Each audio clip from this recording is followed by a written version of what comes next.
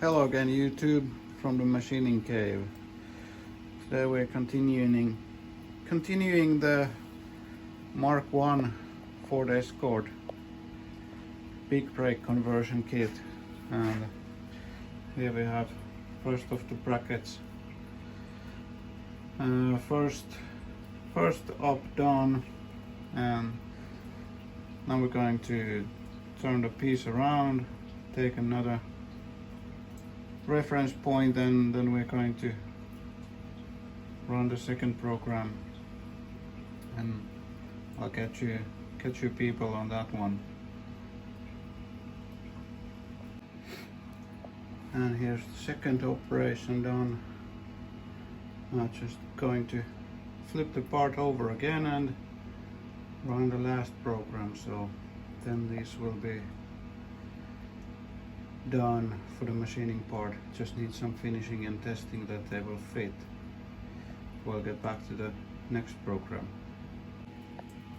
And here's the third and final operation done.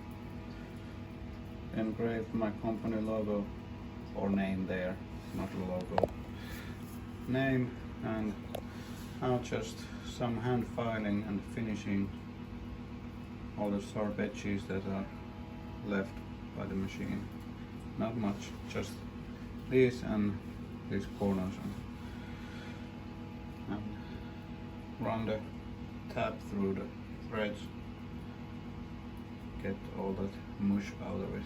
But yeah, all in all, looks pretty nice. And just going to fit it to the hub and see that everything fits.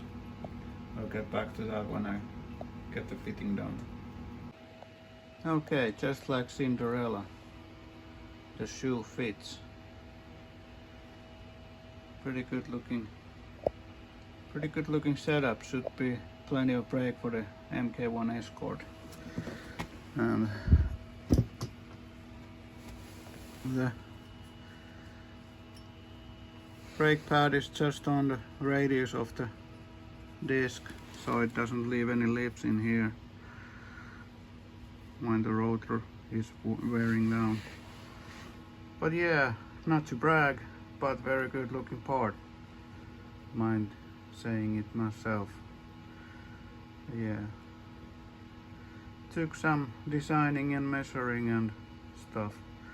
Bolts are 10mm too long, but that's not a problem.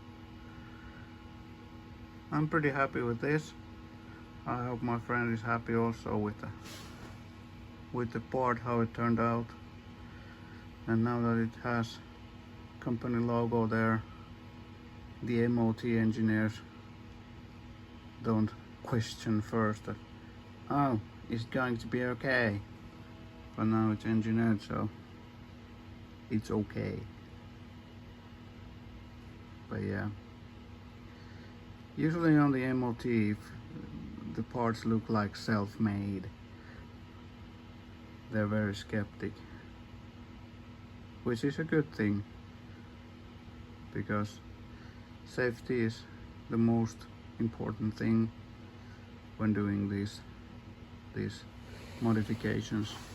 But yeah, that's it for this project. If you have any questions, put them down below, and you all stay safe and have a nice day. Bye.